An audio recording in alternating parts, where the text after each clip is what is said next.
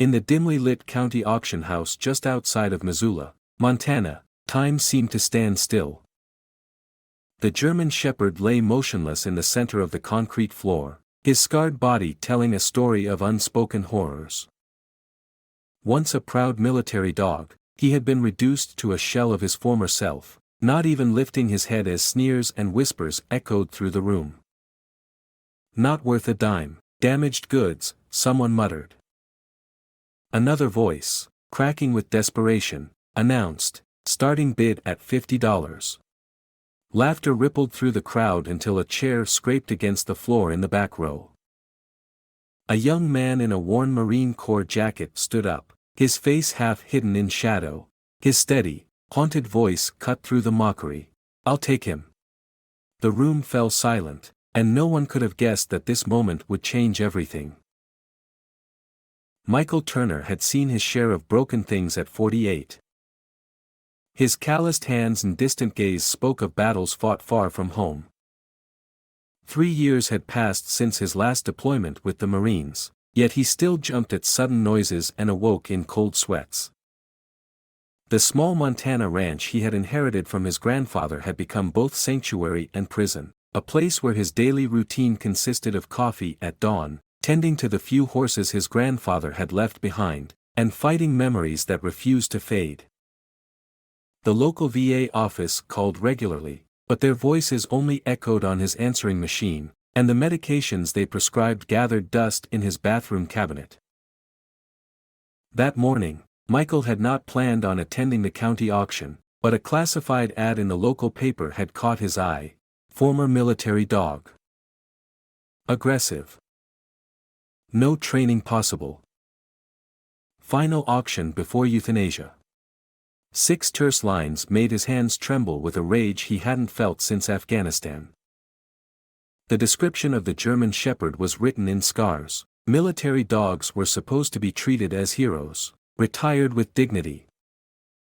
This one's ribs showed through his dull coat, and an old wound spoke of something far darker than honorable service. Under the harsh fluorescent lights, the marks on his body could only have come from systematic abuse. Yet it was the vacant stare in his eyes, a look Michael recognized from his own reflection each morning, that struck him most deeply. It was the look of someone who had seen too much, been asked to do too much, and finally broken under the weight of it all. Dr. Claire Thompson, the local veterinarian who had been quietly monitoring the dog's case, stood in the corner. Her attempts to intervene had been thwarted by bureaucracy and inaccessible military paperwork.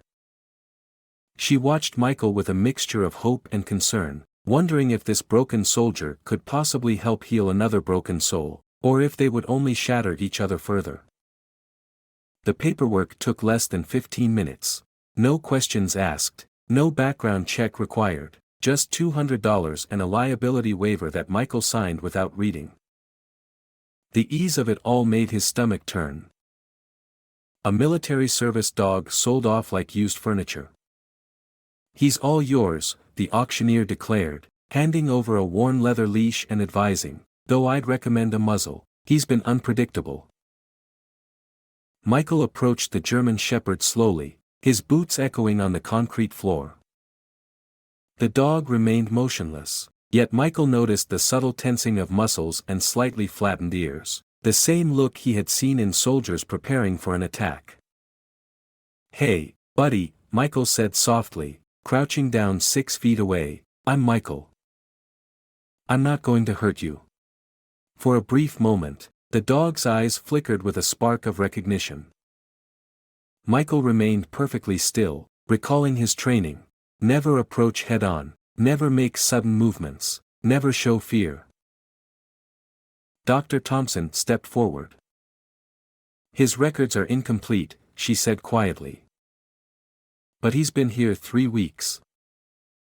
No one can touch him, he barely eats." Michael nodded, keeping his eyes on the dog. "What's his name?" he asked. "They've been calling him Zero," Dr. Thompson replied bitterly. "That's not your name anymore," Michael said firmly. "We'll find you a better one." Then, In a moment so fast that neither Dr. Thompson nor the lingering auction staff could agree on exactly what occurred, the German Shepherd lunged. Teeth bared, he became a blur of motion, aiming straight at Michael's throat. Instead of recoiling, Michael remained perfectly still. Their eyes met, and in that intense moment, recognition, and perhaps shared understanding of pain, passed between them. The dog's jaws halted inches from Michael's neck. His hot breath mingled with the scent of fear and aggression before he slowly backed away, confusion replacing his rage. "Jesus Christ," someone whispered. "He should be put down, he's too dangerous." "No," Michael said firmly, standing up. "He's coming home with me."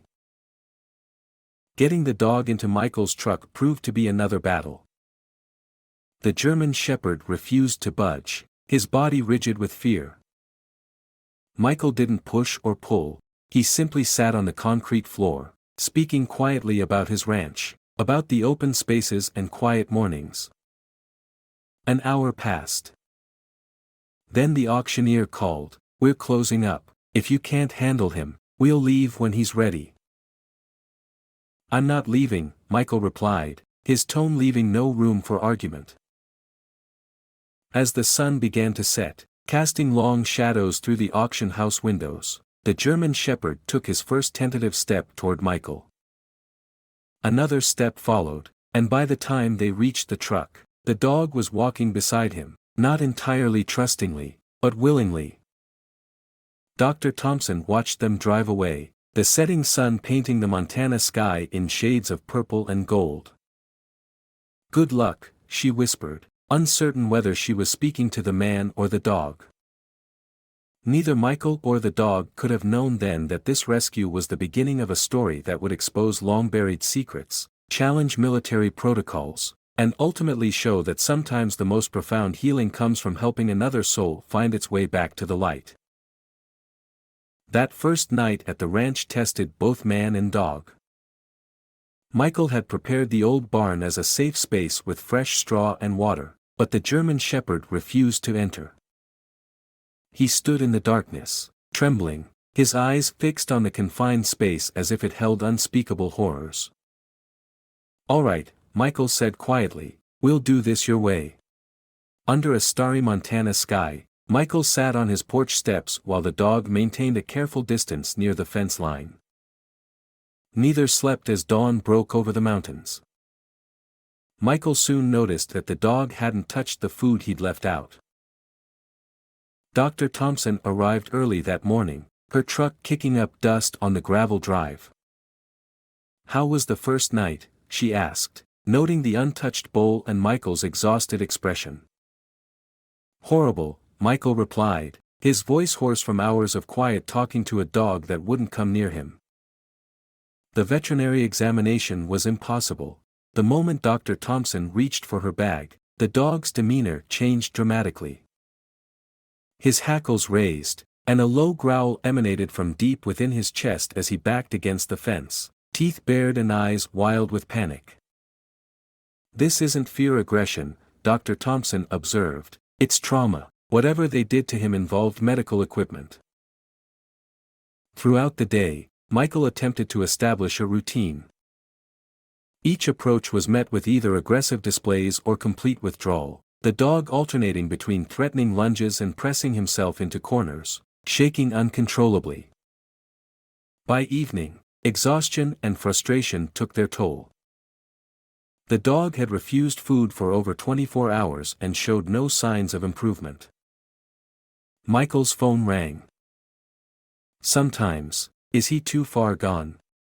Dr. Thompson asked gently. "He's just lost, like I was that night," Michael replied, watching the dog pace along the fence line.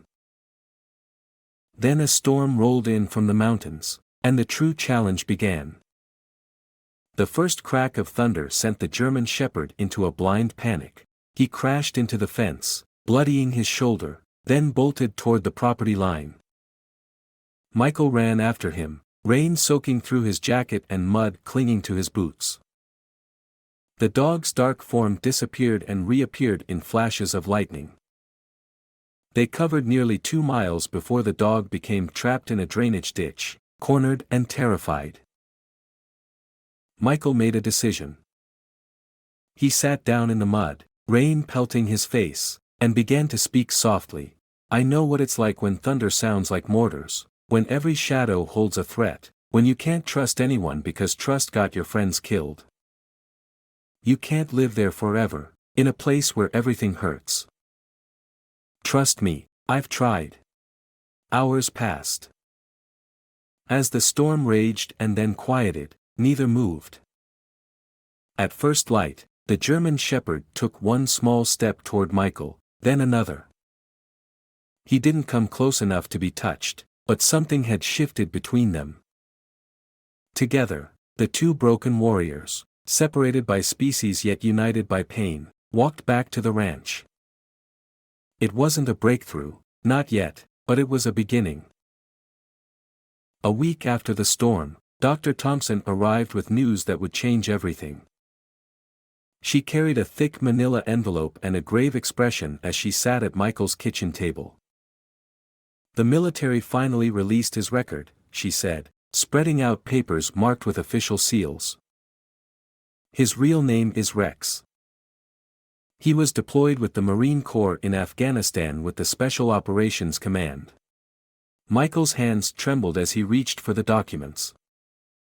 The German Shepherd, now simply called Shadow by Michael for his habit of following at a distance, watched silently from his spot by the door.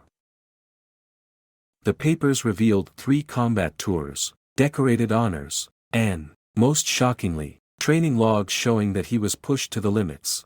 They were running him 20 hours a day. No dog can sustain that. Dr. Thompson hesitated before pulling out a final document. The dates of his last deployment match your last tour, she said softly. Michael's voice dropped to a whisper. I was there, the day we lost Baker's team in Kandahar. Shadow's ears pricked forward, as if he recognized something in Michael's tone for the first time, and he moved closer to the table. Military dogs don't end up in civilian auctions, Dr. Thompson murmured. Not like this, not with their record sealed. Michael stood abruptly, and Shadow retreated to a corner. Who handled him? Who was his last commander? Michael demanded. Dr. Thompson shook her head. The pages are completely blacked out, but I have a contact at the Pentagon who's willing to help, unofficially, of course. As they talked, neither noticed Shadow's growing agitation until he began to whine, a high-pitched sound of distress, as he pawed at his neck. Michael slowly approached, speaking in low, soothing tones. For the first time, Shadow did not back away. Under his thick fur, Michael's fingers found something metallic, a small military identification tag, almost hidden by scars and calloused skin. Dr. Thompson, we need to see what this is, he said. That evening, under careful sedation, Dr. Thompson extracted the tag. The numbers were partially worn away, but one name remained legible, Handler Major James Harrison. Michael's face went pale. Harrison. That's impossible. He was investigated for ethics violations and discharged 3 years ago. Everyone knew him. He ran the enhanced training program, rumors about his methods, but nothing was ever proven. Michael looked down at Shadow, still groggy from sedation. As Shadow began to stir, his eyes met Michael's with a flash of recognition, mingled with fear. Whatever had happened in those missing 6 months, whatever had been done to this dog, it led straight to some of the highest ranks in the military canine program. What are you going to do? Dr. Thompson asked. Find Harrison. Whatever Shadow went through, he deserves justice, and so do all of them, Michael replied, determination hardening his voice. Neither of them could have known that this decision would put both their lives at risk, Or that the truth they sought would shake the very foundation of military canine programs across the country. On a quiet Sunday morning, 3 weeks after discovering Shadow's military identification, Michael had fallen asleep in his porch chair, his nightmares having kept him awake most of the night. He was awakened by the sound of whimpering. Outside, Shadow lay in the yard, caught in the grip of his own night terrors. His legs twitched and soft cries escaped his throat. Without thinking, Michael began speaking in the same calm voice he'd used with traumatized soldiers. "You're safe now. It's just a dream. You're on my ranch in Montana. The war is over." Shadow's eyes snapped open. Instead of his usual aggressive response, he remained still, watching Michael with an intensity that hadn't been there before. For several long moments, neither moved. Then, Shadow did something unprecedented. He walked up the porch steps and sat at a careful distance, choosing for the first time to be near. "Yeah, I get them too," Michael whispered. "The dreams where you're back there, where you can't save them, where everything goes wrong." As he spoke, Shadow's ears twitched, tracking every word. Gradually, the dog's posture relaxed, though his eyes remained alert. Michael continued, sharing pieces of his own story, the ambush that had taken his team, the long nights of rehabilitation, the guilt that never quite faded. Later that morning, as Dr. Thompson arrived for her weekly checkup, she stopped short by the porch. "This is remarkable," she said softly, keeping her distance so as not to disturb their fragile equilibrium. "What changed?" "We recognized each other," Michael replied, not taking his eyes off his morning newspaper. "Sometimes, that's all it takes." Over the next several days, small but significant shifts occurred. Shadow began accepting food directly from Michael's hand, though he still retreated when a car backfired in the distance. Instead of running, he moved closer to the porch where Michael sat, each action a tentative sign of growing trust. That evening, as Michael prepared dinner, he received a call from Dr. Thompson's Pentagon contact. The conversation was brief, but its impact immediate. "They found Harrison," Michael said after hanging up. "He's working for a private military contractor training dogs for overseas security companies." His hands clenched on the counter as he spoke, still hurting from old wounds and fresh betrayals. Shadow, drawn by the change in Michael's tone, allowed Michael to see a vulnerability he had long hidden, the slight tremor in his legs and the way his ears lay flat at the mention of Harrison's name. "I promise you," Michael whispered as he knelt beside Shadow, "he will never hurt another dog. Whatever it takes, we're going to stop him." Shadow held Michael's gaze, and in that moment, their shared trauma transformed into a mission, a purpose to prevent others from suffering the same fate. As night fell over the ranch, Michael opened the front door wide. "It's your choice," he said softly, "inside or out, you're not a prisoner here." Minutes later, with deliberate steps, Shadow climbed the porch and entered the house. He didn't settle immediately. He remained alert near the exit, choosing, however, to trust Michael just a little bit more that night. For the first time since arriving at the ranch, both man and dog slept without nightmares. The following week brought an unexpected visitor. Sarah Baker, widow of Lieutenant Michael Baker from Michael's last deployment, arrived unannounced one morning. Shadow's reaction was immediate and astonishing. Instead of his usual wariness of strangers, the German shepherd approached Sarah slowly, his tail low but not tucked.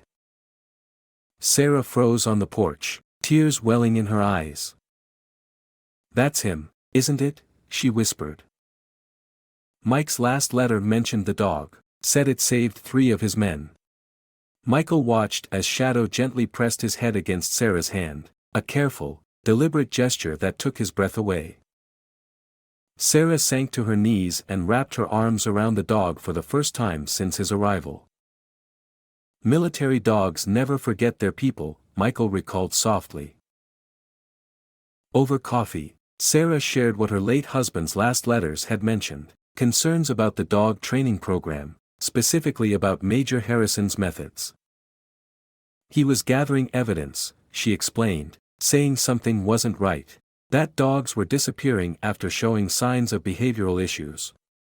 As she spoke, Shadow lay at her feet, his ears tracking every mention of Harrison's name. The trembling returned to his legs.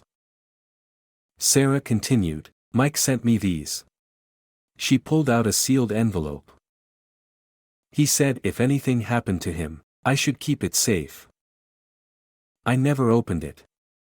Inside, they found photographs, handwritten notes, training logs showing impossible hours, and damning records of healthy military dogs being classified as unstable after reporting injuries from training sessions.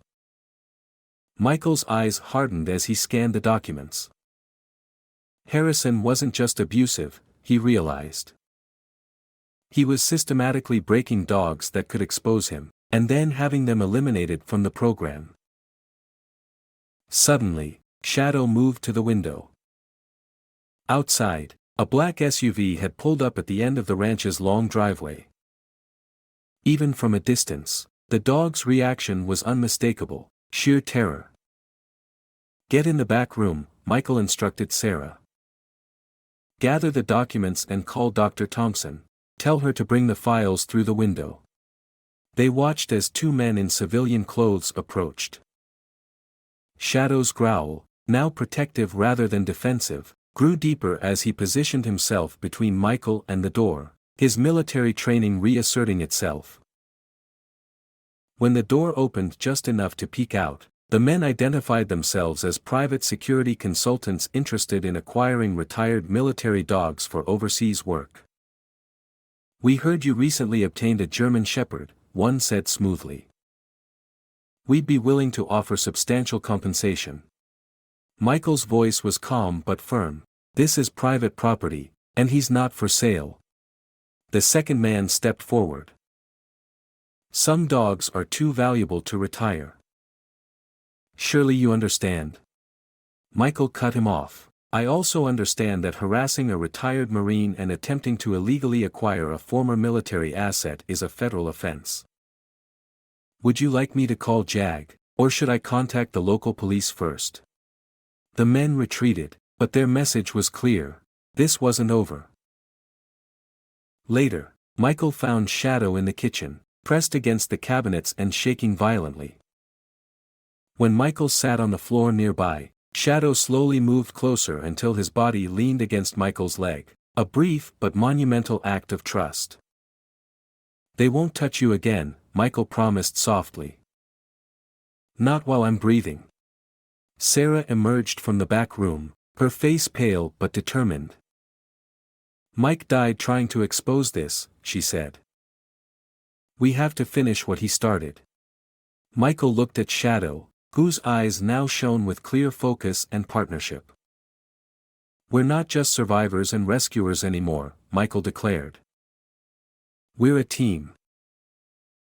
3 days after the visit from Harrison's men, Dr. Thompson arrived at the ranch before dawn, her veterinary truck kicking up dust in the early morning light.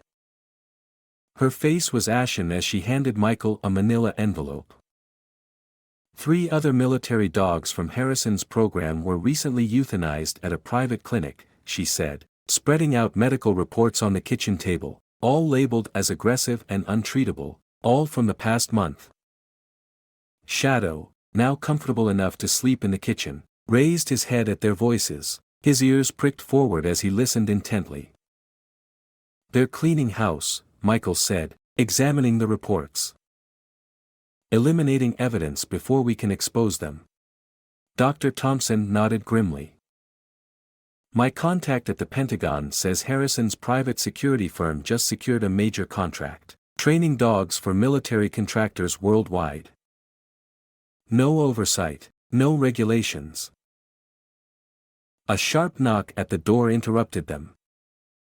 Shadow was on his feet instantly, his stance transformed from the fearful, traumatized animal he once was to that of a military working dog, alert and ready. Through the window, they saw a formal-looking man in a suit holding up a badge. FBI Special Agent Marcus Reynolds introduced himself gravely. "Mr. Turner," he said once they were seated in the living room, "we've been investigating Major Harrison's training programs for the past year.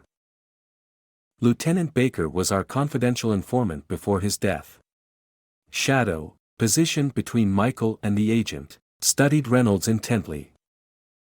"What we didn't know," Reynolds continued, "is that Harrison identified the dogs who witnessed the worst abuse and has been systematically eliminating them to cover his tracks. Your dog may be the last surviving witness." A cold anger settled in Michael's chest. "How many?" he demanded. 27 dogs in the past 3 years, highly trained military assets, declared unstable and eliminated." Reynolds paused, watching Shadow. "He made a mistake with this one," he said. "He got careless." Dr. Thompson spoke up from the corner. "The embedded ID tag, the one we removed, contains a GPS tracker.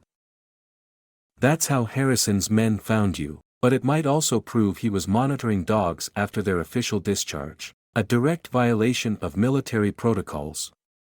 As they talked, Shadow's behavior shifted. He moved closer to Michael, not out of fear, but as if preparing to defend him. His military training was resurfacing, driven now by loyalty rather than force. "Harrison has connections," Reynolds warned, "high-ranking military officials, private security firms, even some political figures. They've buried investigations before. We need concrete evidence." "What about Sarah Baker's documents?" Dr. Thompson asked. "A good start, but not enough. We need more." Just then, a sharp crack echoed from outside. Shadow reacted instantly. He lunged at Michael, knocking him away from the window just before it shattered, glass raining down where Michael had been sitting. Reynolds drew his weapon, moving to secure the room. Dr. Thompson ducked behind the kitchen counter, but it was Shadow who took command. Methodically, he checked every entry point, his training evident as local law enforcement arrived 20 minutes later. They found shell casings in the tree line, a professional warning shot meant to intimidate rather than harm. "They're getting desperate," Reynolds said, holstering his weapon. "We're close to something they don't want found." That evening, after Reynolds and Dr. Thompson had left, Michael sat on the porch with Shadow. The German shepherd, now vigilant with purpose, had transformed from victim into protector. "You saved my life today," Michael said quietly. "Just like you saved those men in Afghanistan." Shadow turned to look at him, and in that moment, Michael saw what Harrison had tried to destroy, not just a military asset, but an unbroken warrior spirit. "Tomorrow," Michael continued, "we start fighting back." Shadow's posture straightened, responding to the conviction in Michael's voice. They were no longer merely survivor and rescuer. They were soldiers again, choosing their own battle. The transformation was soon put to the test. The morning after a shooting incident, Michael awoke before dawn to find Shadow standing at attention by his bed, fully alert, yet calm. His eyes held a new clarity, as if the previous day's events had awakened something long dormant. "We need to train," Michael said quietly, "but not like before, something new." Over breakfast, Agent Reynolds called with a warning. Harrison's security firm had deployed teams across 3 states, systematically visiting locations where their former dogs had been placed. 2 more animals had been euthanized due to alleged behavioral issues. Dr. Thompson arrived mid-morning, carrying not only medical supplies but also training equipment. "If we're going to protect him," she said, "he needs to trust us completely, and we need to trust him." Their rehabilitation process was unlike any military protocol. Instead of commanding Shadow's obedience, they allowed him to set the pace. Trust had to be earned, not forced. They began with basic medical examinations. Previously, any attempt to check Shadow's injuries had triggered violent responses. Now, with Michael sitting on the floor beside him and speaking in low, steady tones, Shadow allowed Dr. Thompson to approach. His body trembled but did not retreat. "The physical wounds are healing well," she noted, "but watch his reaction to certain touches." They used pain as a training tool. Michael's jaw tightened. "Show me where," he demanded. Over the next hour, Dr. Thompson demonstrated how Shadow flinched at specific pressure points, the same areas where shock collars had been used and harsh corrections had left lasting trauma. Each discovery fueled Michael's determination to expose Harrison's program. Later that afternoon, instead of standard military commands, Michael began using simple conversation. "Would you like to check the perimeter with me?" he asked. Shadow's ears pricked forward as he considered, and then, of his own accord, moved to Michael's side. They walked the ranch's boundary together. Michael pointed out potential security weaknesses while Shadow added his own observations through subtle shifts in posture. It wasn't handler and dog anymore, it was two veterans working in tandem. That day, Sarah Baker returned with more of her late husband's documents. With tears in her eyes, she said, "Mike would be proud. This is what military working dogs were meant to be, partners, not tools." As trust grew, so did Shadow's confidence. He began sleeping closer to Michael's bed each night, eventually choosing to rest at its foot. During the day, he maintained his vigilance, no longer out of fear, but because he had chosen this mission. The most significant test came during an afternoon thunderstorm. Previously, such weather had sent Shadow into panic attacks, triggering memories of combat. This time, as the first rumbles echoed across the mountains, Shadow pressed against Michael's leg. "It's okay," Michael said softly, "we're safe here." Shadow looked up, and for the first time, Michael saw complete trust in those eyes. The dog had chosen comfort over flight, a small victory in the world of trauma recovery. That evening, as they sat on the porch watching the storm pass, Dr. Thompson shared news from her Pentagon contact. Harrison's company has scheduled a major demonstration for potential clients, a showcase of their enhanced training methods. In 2 weeks, she explained. They're bringing in military observers, private contractors, even foreign buyers. Shadow's ears flattened at the mention of Harrison's name, but no trembling remained. Instead, he moved closer to Michael, his body language conveying readiness rather than fear. "That's our window," Michael realized. A public demonstration means witnesses. If we can expose what they're doing, it's risky, but necessary. Dr. Thompson warned, "Harrison's men are still watching." Glancing at the German shepherd, she asked, "Are you sure he's ready to face them?" In response, Shadow moved to the edge of the porch, his head held high in the posture of a military working dog he once was, a dignity not imposed by training, but born of healing. "He's more than ready," Michael said quietly. "He's chosen to fight back."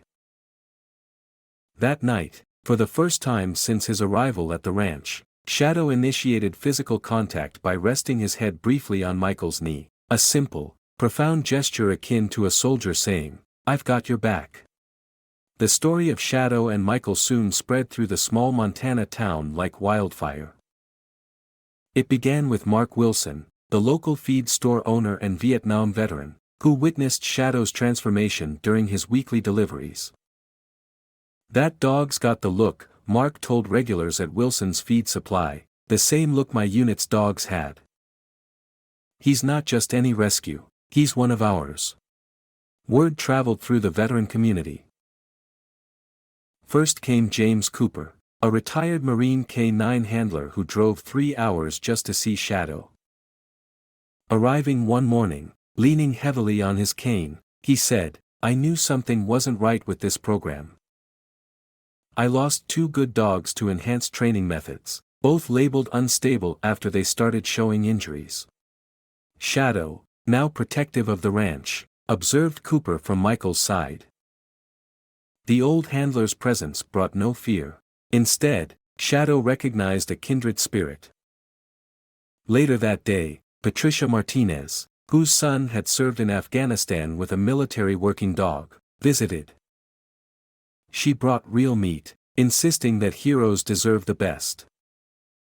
Shadow accepted her offering with gentle courtesy, and as Patricia wiped away tears, she murmured, "My David would have been here himself, leaving the unsaid cost of war."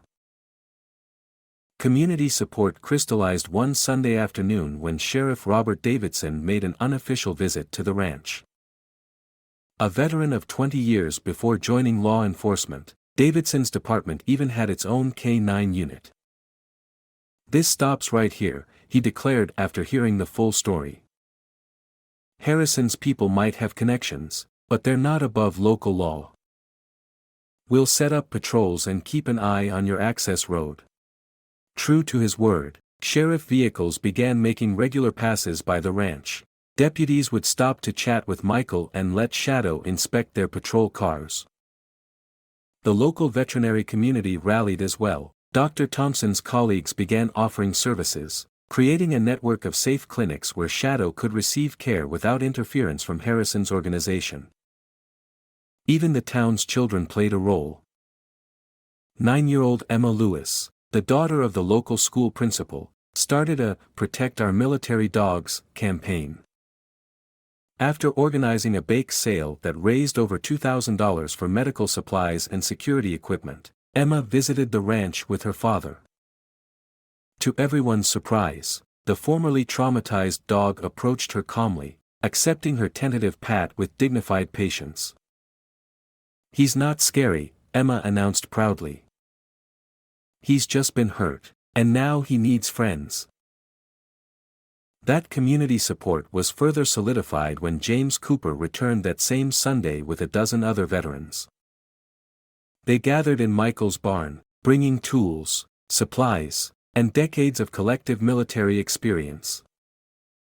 "Harrison's demonstration is in 10 days, Cooper stated, spreading out maps on a workbench. "We have people willing to attend, but we need to ensure Shadow is protected until then." The veterans divided into teams, each contributing their expertise. Former security specialists upgraded the ranch's perimeter. Communications experts set up monitoring systems. Medical personnel established emergency protocols.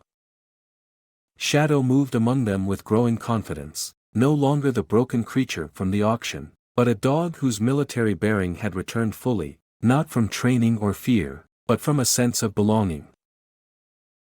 As the sun set, the group gathered on Michael's porch.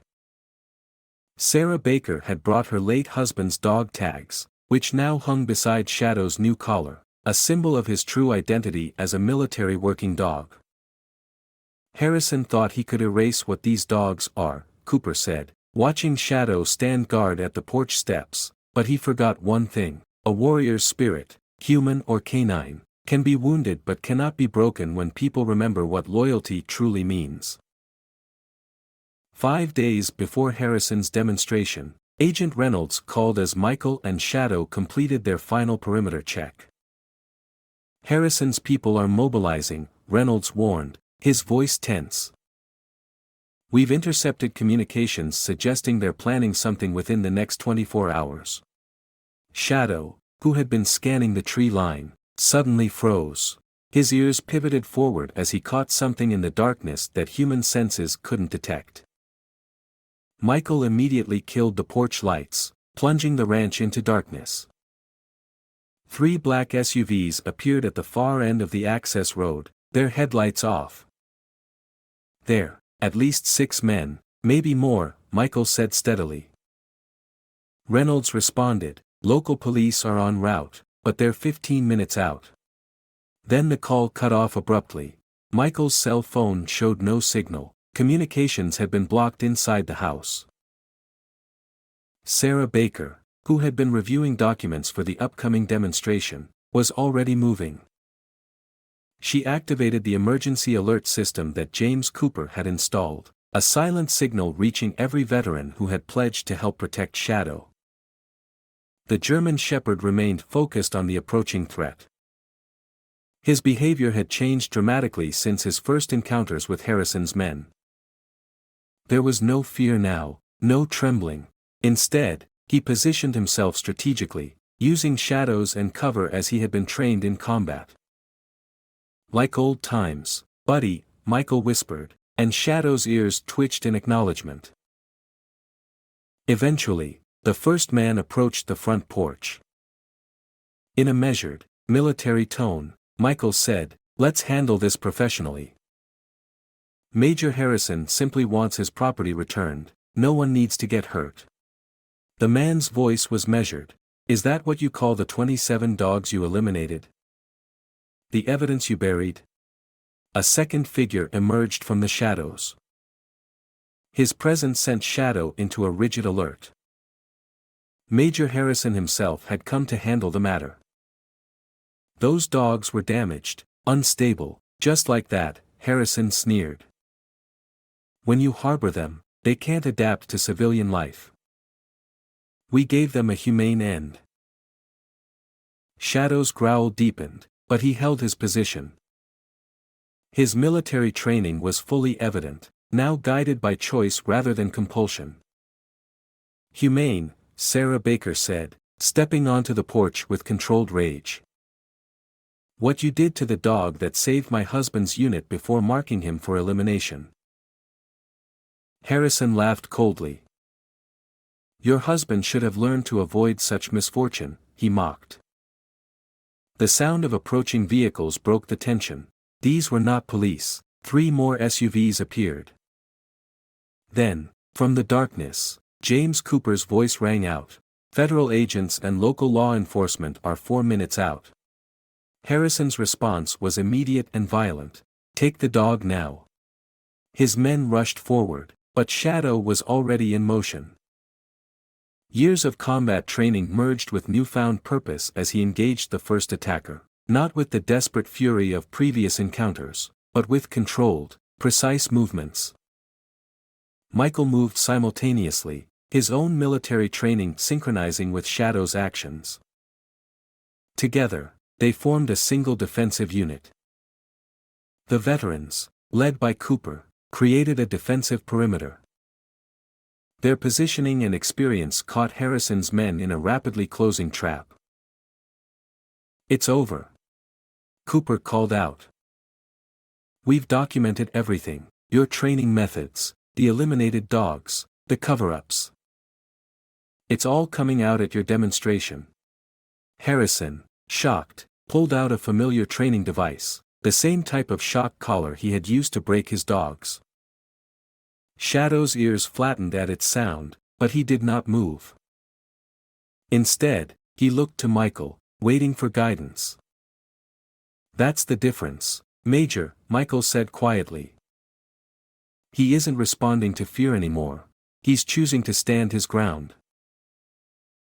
As military police arrived, summoned by senior officers, Harrison made a desperate move.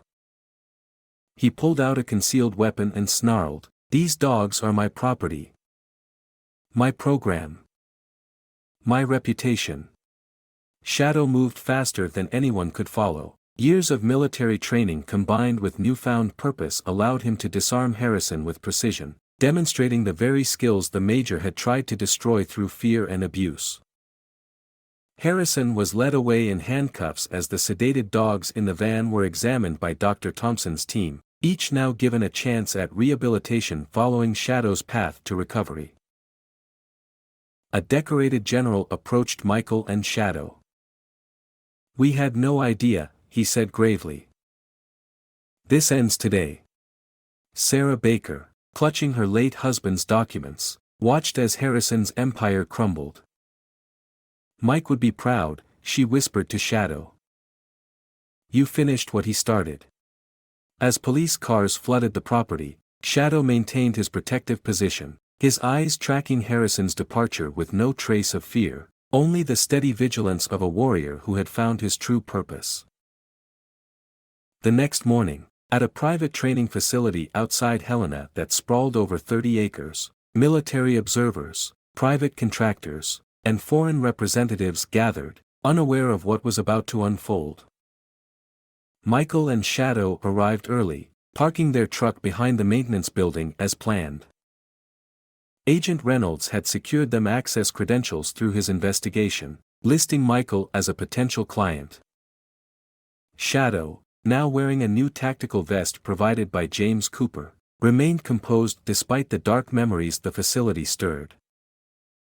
"Remember," Michael said softly, adjusting his tie, "we only need 15 minutes, long enough for Sarah to distribute the evidence and for Agent Reynolds to identify the key players." Shadow's eyes stayed fixed on the main demonstration area where handlers prepared dogs for the showcase. His posture shifted subtly as he recognized certain scents, other military dogs, perhaps from his own unit. Dr. Thompson's voice crackled through their earpiece from a van in the parking lot. "Harrison's security team is doing perimeter sweeps. Stay in position until the demonstration begins." As the facility filled with spectators, Michael recognized several high-ranking military officials, evidence of Harrison's wide influence. Meanwhile, Sarah Baker, no longer posing as a journalist, circulated through the crowd with her camera concealing a device that transmitted everything to Reynolds' team. At precisely 9:00 a.m., Major Harrison took the stage. Dressed in a tailored suit and exuding the aura of a successful businessman, he announced, "Ladies and gentlemen, today you will witness the future of tactical canine training." As he spoke, Shadow's ears suddenly pricked forward, catching a sound or scent that triggered his attention. Michael followed the dog's gaze to a row of kennels behind the main building. "Ethan," Michael whispered into his communications device, though now he was Michael, "we need eyes on the back kennels. Access the security feeds now." A moment later, Dr. Thompson's voice turned urgent. "They're moving dogs out through the back. It looks like they're eliminating evidence." Shadow's stride became purposeful yet controlled, and Michael followed, trusting his partner's instincts. They reached the kennel area just as two handlers were loading a sedated German Shepherd into a van. "Stand down," Michael commanded in a tone of military authority. The handlers hesitated, recognition dawning on one of them. "Check his ID number," Michael said, gesturing to Shadow, "and look up what happened to him after Harrison labeled him retired." The younger handler's eyes widened as he looked more closely. "Wait, is that Rex? But they told us he was euthanized due to combat stress." Shadow's gaze remained fixed on the sedated dog in the van, his silent message, "Not again." Before the moment could be fully absorbed, Harrison's voice cut in from just a few feet away. "Is there a problem here, gentlemen?" He rounded the corner with two security personnel. His composed facade cracked momentarily as he said, "I wondered when you'd make your move, Turner. Though I must admit, I expected something more dramatic." "No dramatics are needed, Major," Michael replied calmly. "Just the truth about the dogs you've eliminated, the evidence you've buried, and the lives you've destroyed." Harrison laughed dismissively. "And who's going to believe a damaged veteran with PTSD and a washed-out dog?" Shadow's response was unexpected. Instead of showing fear or aggression, he stepped forward and sat, assuming the formal position of a military working dog. His bearing was impeccable, his training evident in every line of his body. He was living proof of everything Harrison had tried to destroy. The younger handler, stepping away from the van, finally said, "Sir, what exactly are we doing with these retired dogs?" The question hung in the air, marking the beginning of the end for Harrison's carefully constructed empire. As military observers moved toward the commotion, Harrison maintained his composed exterior, though his eyes betrayed growing concern at the gathering crowd. "Ladies and gentlemen," he announced smoothly, "I apologize for the interruption. We are dealing with a disgruntled former client. Security will handle this matter." Agent Reynolds stepped forward, displaying his FBI credentials.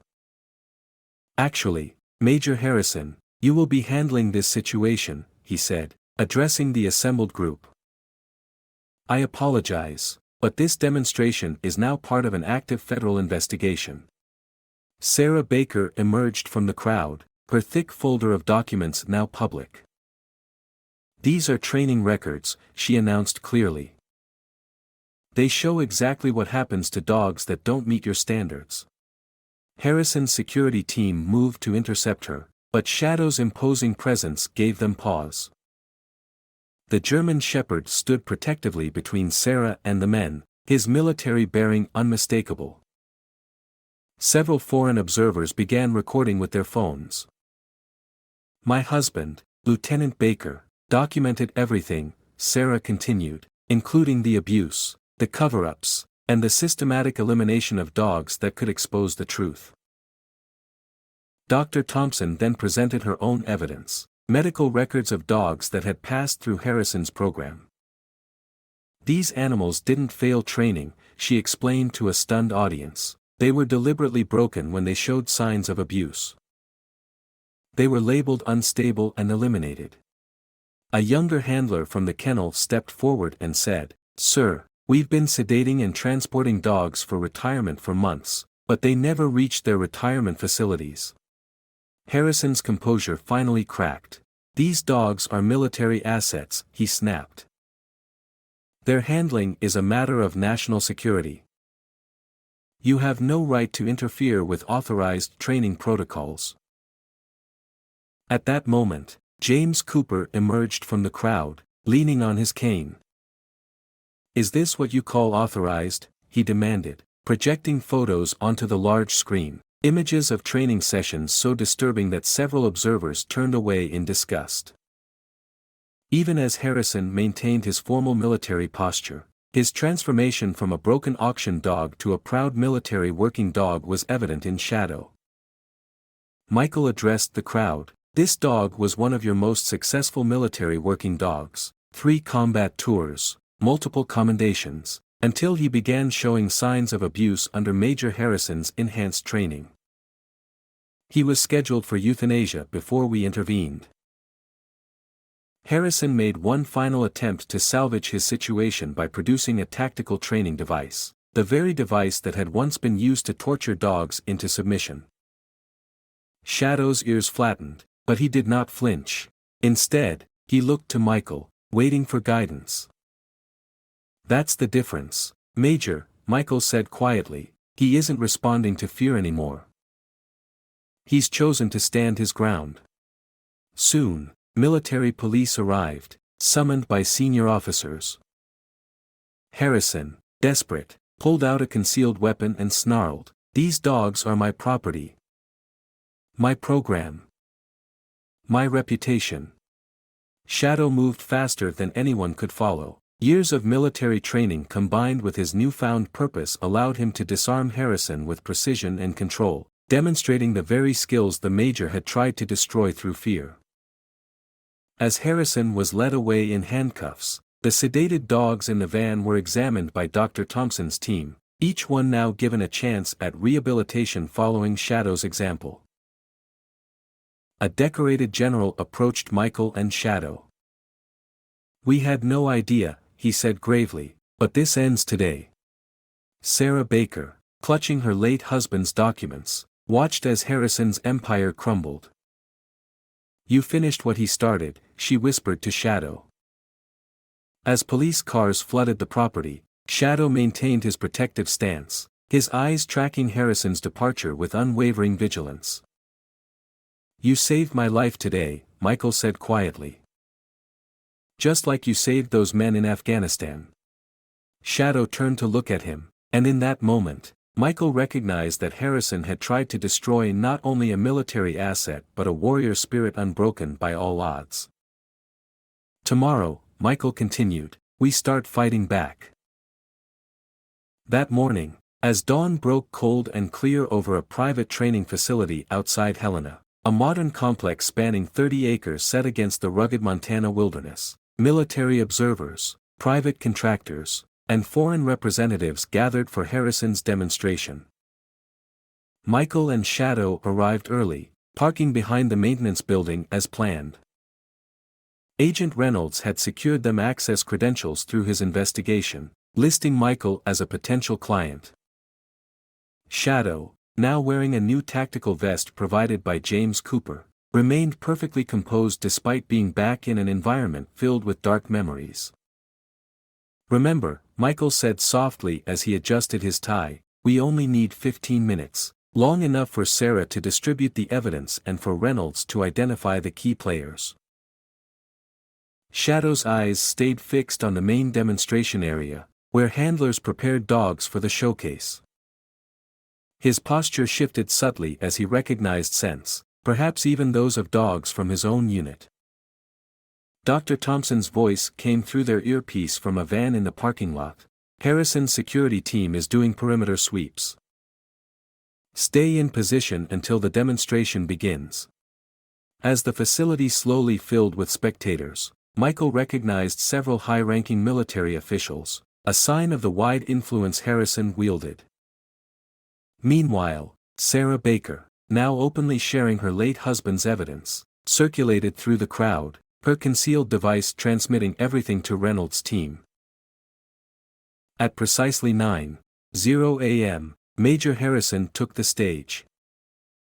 Dressed in a tailored suit and exuding confidence, he proclaimed, "Today, you will witness the future of tactical canine training." As he began detailing his program's success rates, Shadow's ears suddenly pricked forward. Michael followed his gaze to a row of kennels behind the main building. "We need eyes on the back," Michael whispered into his communications device. Moments later, Dr. Thompson's voice turned urgent. "They're moving dogs out through the back. It looks like they're eliminating evidence." Shadow began moving with purposeful yet controlled strides, and Michael followed, trusting his partner's instincts. They reached the kennel area just as two handlers were loading a sedated German Shepherd into a van. "Stand down," Michael commanded with military authority. The handlers hesitated, and one of them slowly lowered his tranquilizer gun. "These dogs are scheduled for retirement," he muttered, uncertainty in his voice. "Wait," Michael interjected, gesturing to Shadow, "is that Rex? But they told us he was euthanized due to combat stress." Shadow's steady gaze on the sedated dog in the van silently declared, "Not again." Before they could fully process the moment, Harrison's voice emerged from just a few feet away. "Is there a problem here, gentlemen?" He rounded the corner with two security personnel, his composed facade cracking. "I wondered when you'd make your move, Turner. Though I expected something more dramatic." "No dramatics are needed, Major," Michael replied calmly.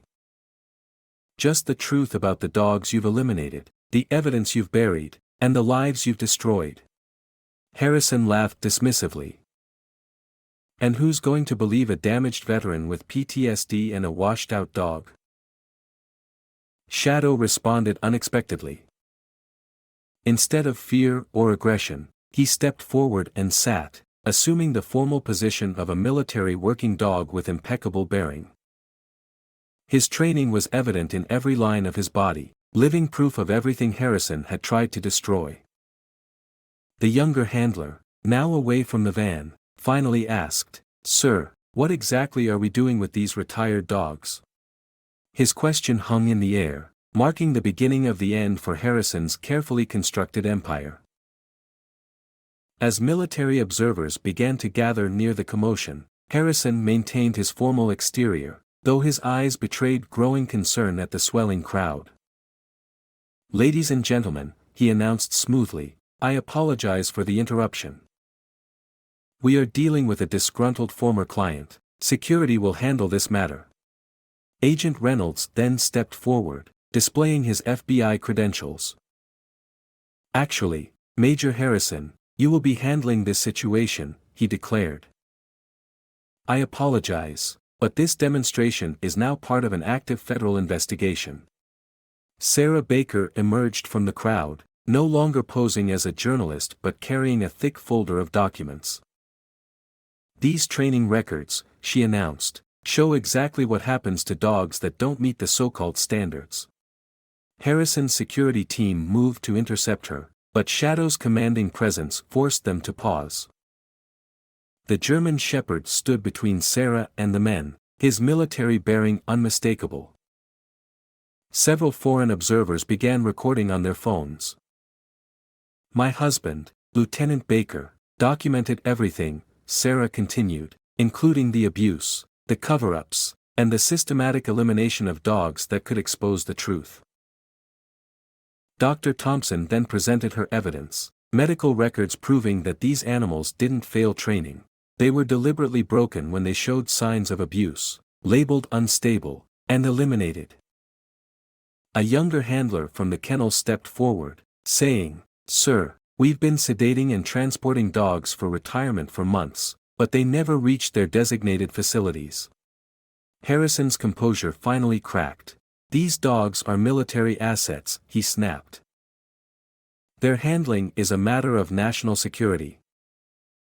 You have no right to interfere with authorized training protocols. At that moment, James Cooper emerged from the crowd, leaning on his cane.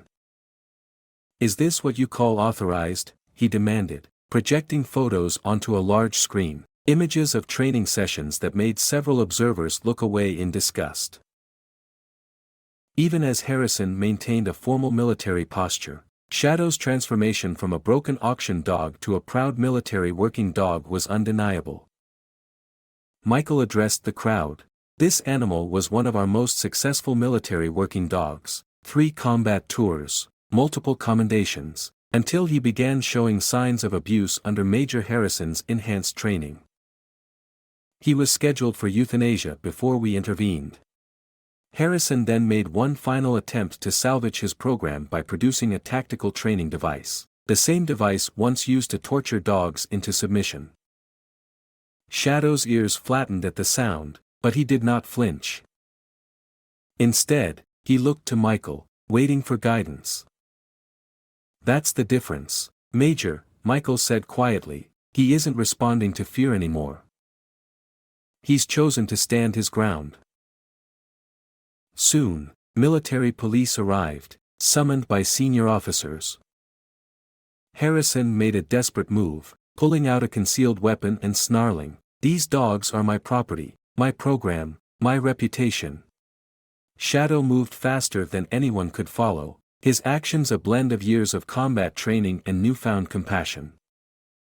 He disarmed Harrison with precision and control, demonstrating the very skills the Major had tried to erase through fear and abuse. As Harrison was led away in handcuffs, the sedated dogs in the van were examined by Dr. Thompson's team, each given a chance at rehabilitation, following Shadow's example. A decorated general stepped forward. "We had no idea," he said gravely, "but this ends today." Sarah Baker, clutching her late husband's documents, watched as Harrison's empire crumbled. "You finished what he started," she whispered to Shadow. As police cars flooded the property, Shadow maintained his protective stance, his eyes tracking Harrison's departure with unwavering vigilance. "You saved my life today," Michael said softly. "Just like you saved those men in Afghanistan." Shadow turned to him, and in that moment, Michael saw that Harrison had tried to destroy not only a military asset but a warrior spirit that remained unbroken. "Tomorrow," Michael continued, "we help the others. Every dog that went through that program deserves a chance to heal, to trust again, to choose its own path." Dr. Thompson later explained that the rescued dogs would need extensive rehabilitation, but after seeing Shadow that day, she smiled.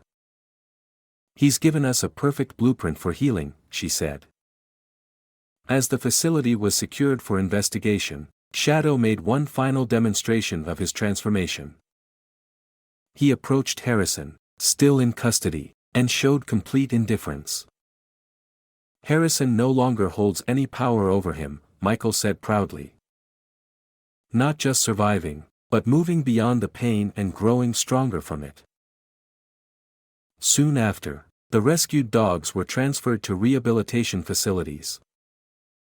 Shadow had assumed an unofficial role as a calm presence for the others, helping them adjust to their newfound freedom. Yet fate had one final challenge. During the late-night transfer of the last group of dogs, one of Harrison's former associates breached facility security. In the ensuing chaos, a fire broke out in the kennel area, likely an attempt to destroy the remaining evidence. Dr. Thompson's team worked rapidly to evacuate the dogs, but 2 young German shepherds, still heavily sedated, remained trapped in the burning structure. Without hesitation, Shadow broke away from Michael's side and rushed into the smoke-filled building. "Shadow!" Michael called out, but his partner had already disappeared into the flames. The fire department was en route, but the blaze was too intense. Inside, Shadow located the sedated dogs using the skills honed through years of military service and guided them toward the exit. However, as they neared safety, a burning beam collapsed, separating Shadow from his charges. The 2 young dogs managed to escape, stumbling into the arms of waiting handlers, but Shadow remained trapped as the smoke grew thicker with each passing moment. Michael could see Shadow, defiant and determined, searching for an alternate route. "He's not going to give up," someone shouted as the roof neared collapse.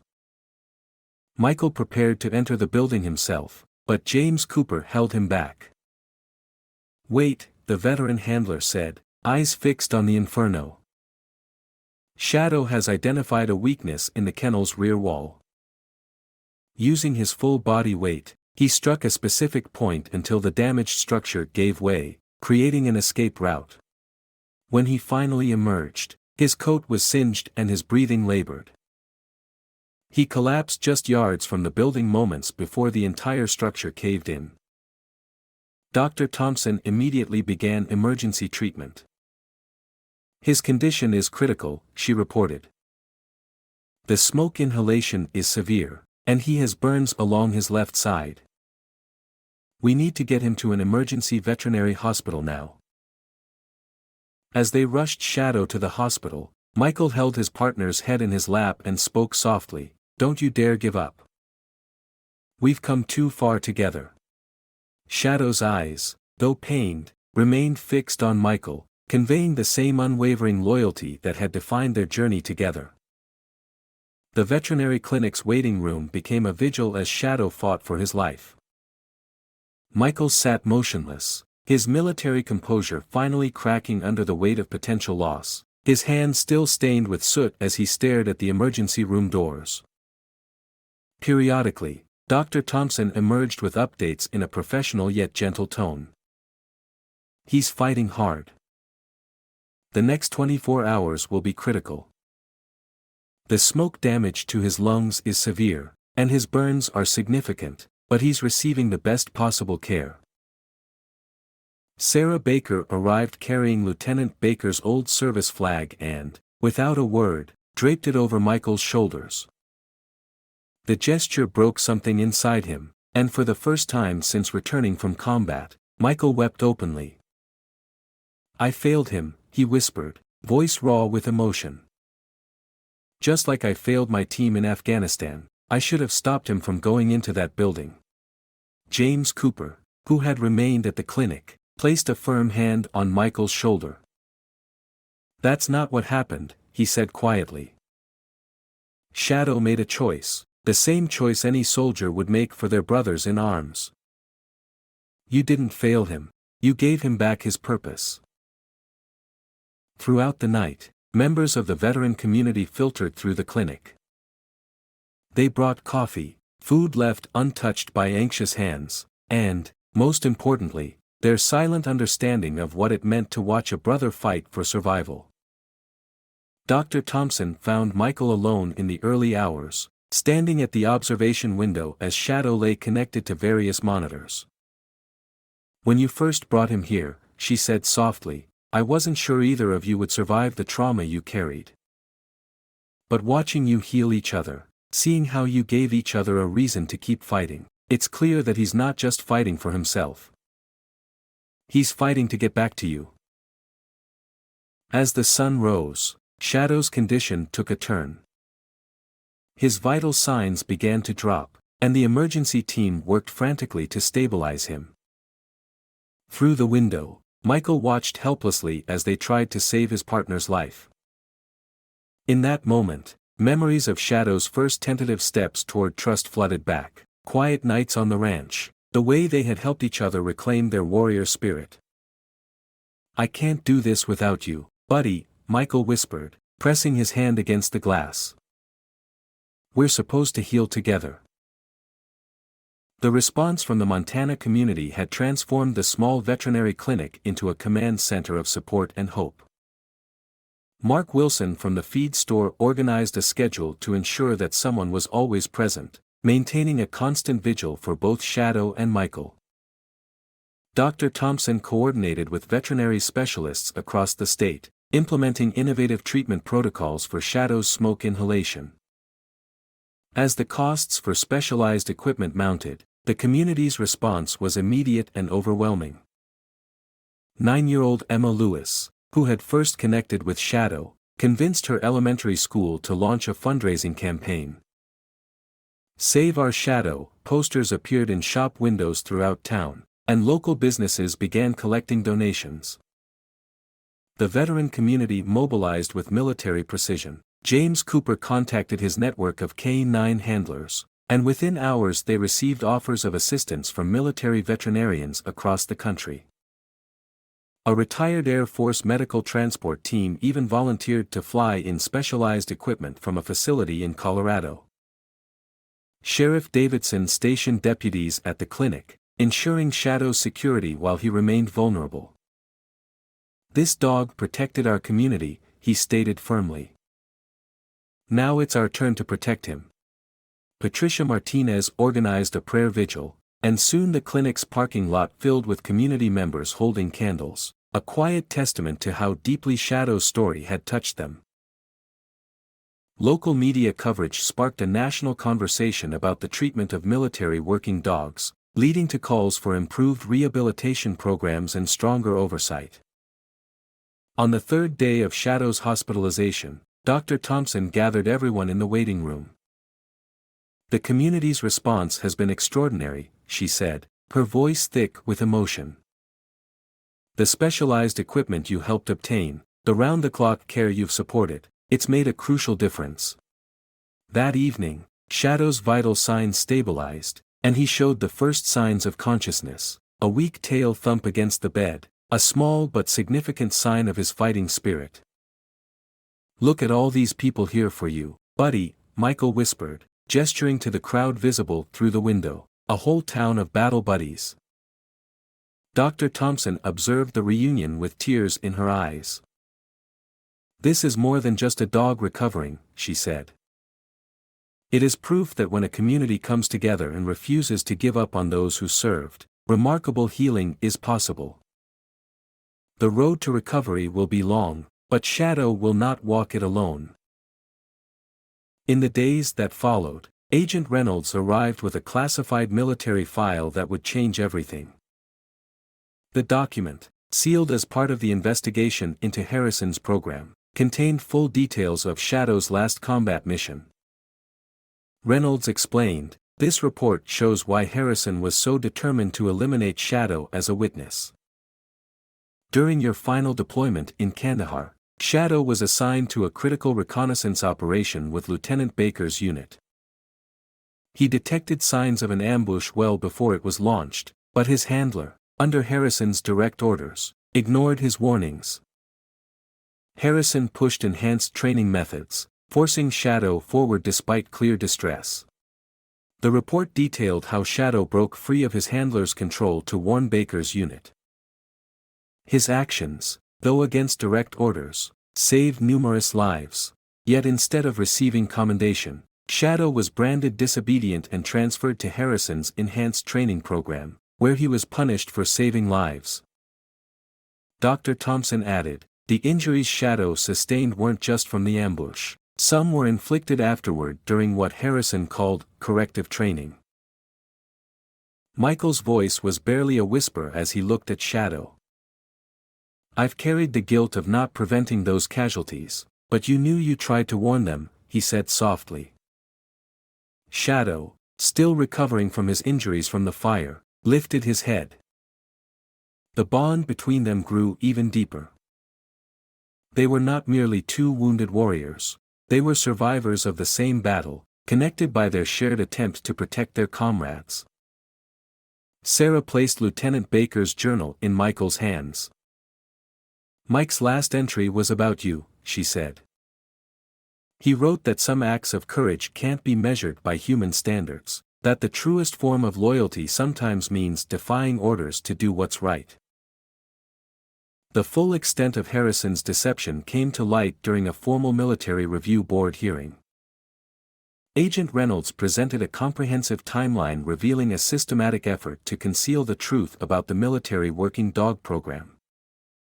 Official records had painted a picture of successful training innovations, but hidden files exposed a pattern of abuse and the elimination of dogs that displayed independence or resistance. Harrison's reported success rate was artificially inflated. Dogs that failed to conform simply disappeared from the records.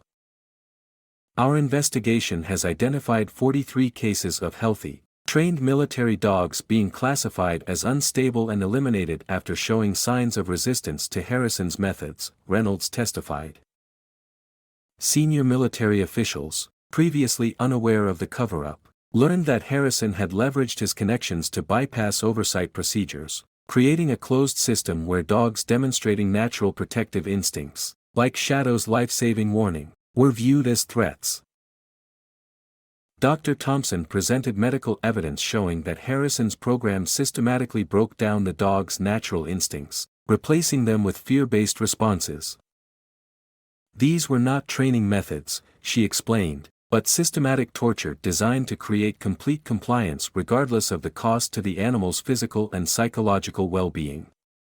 The most damning evidence came from Harrison's own records, where private communications revealed calculated efforts to discredit or eliminate anyone who questioned his methods. Lieutenant Baker's death had been conveniently timed for Harrison's purposes, allowing him to bury both the warning signs Shadow had shown and the subsequent investigations. Former program administrators came forward, describing how Harrison manipulated training data, concealed injuries, and used his political connections to silence whistleblowers. The scope of the operation extended beyond the training facility, reaching into procurement contracts, veterinary services, and even deployment decisions. Shadow's story became the catalyst for a complete overhaul of military working dog programs. The review board recommended immediate implementation of new oversight protocols, independent veterinary monitoring, and enhanced protection for handlers who report abuse. Shadow's presence at the hearing, fully recovered and standing proudly beside Michael, served as a powerful testament to the resilience of these animals and the importance of humane training methods. His transformation from a condemned auction dog to a symbol of form and function demonstrated the true potential of military working dogs when treated with respect and understanding. 6 months after the Military Review Board hearing, Michael's modest Montana property had evolved into the Second Chance K9 Rehabilitation Center, a pioneering facility dedicated to helping retired military working dogs and their handlers heal together under the guidance of Dr. Thompson and James Cooper. The center developed innovative rehabilitation protocols that emphasized natural bonding over conventional training methods. Shadow played an integral role, demonstrating remarkable intuition in helping traumatized dogs readjust to civilian life. The center's first success story involved a Belgian Malinois named Scout, who had been scheduled for euthanasia due to severe combat stress. Shadow's patient interaction with Scout established a model for rehabilitation that combined military discipline with gentle reassurance. Within 3 months, Scout had successfully bonded with a retired Marine suffering from PTSD, and together they completed their recovery journey. Michael's approach to rehabilitation drew from his personal experience with Shadow. These dogs don't need to be retrained, he explained to a group of military veterinarians visiting the facility. They need to be reminded of who they were before the trauma. Their core instincts, loyalty, protection, and companionship remain intact. Our job is to help them trust those instincts again. The center's reputation grew within military circles. Senior officers began sending their most challenging cases to Montana, acknowledging that traditional rehabilitation methods often failed to address the complex emotional needs of combat-experienced dogs. The success rate spoke for itself. Over 90% of the dogs who completed the program successfully transitioned to civilian life. Sarah Baker became the center's outreach coordinator, using her late husband's documented concerns about traditional training methods to help shape new protocols. "What we're doing here proves he was right," she told military officials. Perhaps the most profound transformation was in Shadow himself. Now gray around the muzzle yet still carrying himself with military bearing, he had become an icon of resilience. His gentle guidance toward new arrivals demonstrated a wisdom that transcended traditional training methods. Veterans often remarked that Shadow seemed to understand their struggles intuitively, offering silent support during difficult moments in their recovery. Sarah ensured her late husband's legacy lived on through the program. The center's library, dedicated to Lieutenant Baker's memory, housed comprehensive resources on military working dog welfare and rehabilitation techniques. His original documentation of Harrison's program served as a reminder of the importance of vigilance and moral courage. Dr. Thompson's clinic had become an integral part of the center, specializing in the unique medical needs of retired military working dogs. Her research, built upon Shadow's case, established new protocols for treating combat-related trauma in service animals and earned international recognition in veterinary medicine. The annual Shadows Run became a celebrated event, bringing together military handlers, veterans, and their dogs, a celebration of healing and hope. Participants traveled from across the country to share their stories and strengthen the bonds within their unique community. One morning, as Michael and Shadow completed their daily perimeter walk, they encountered a young veteran struggling with his newly assigned therapy dog. Without prompt, Shadow approached them, demonstrating the patient understanding that had become his trademark. The veteran later remarked that this quiet interaction had restored his faith in recovery. The most profound testament to their impact came through countless letters from handlers and veterans whose lives had been transformed by the program. These stories, collected in the center's archives, documented a ripple effect of healing that extended far beyond the ranch's boundaries. As the sun set over the Montana mountains, Michael and Shadow sat on their familiar porch, watching their legacy unfold. The once broken dog from the auction house had not only found his own healing but had become a guide for others on their journey to recovery. Together, they had transformed a story of trauma into one of hope, proving that even the deepest wounds can heal with understanding, patience, and unwavering loyalty. In the depths of life's harshest moments, the journey of Shadow, from a broken military dog to a healer of others, mirrors our own experiences of resilience and redemption. For many who served or watched loved ones serve, the challenge of reclaiming one's identity after trauma is immense. Shadow's transformation speaks to the power of second chances and the enduring strength of the human-animal bond. His story honors the values we hold dear: loyalty, duty, and the courage to stand up for what's right. It reminds us that our generation's commitment to service and sacrifice continues to shape positive change and that even the painful experiences of the past can become a foundation for helping others heal. Thank you for watching today's story. Please subscribe to the channel so you don't miss more stories like this, and leave a like and comment below with your thoughts and the city you're watching from. See you in the next video.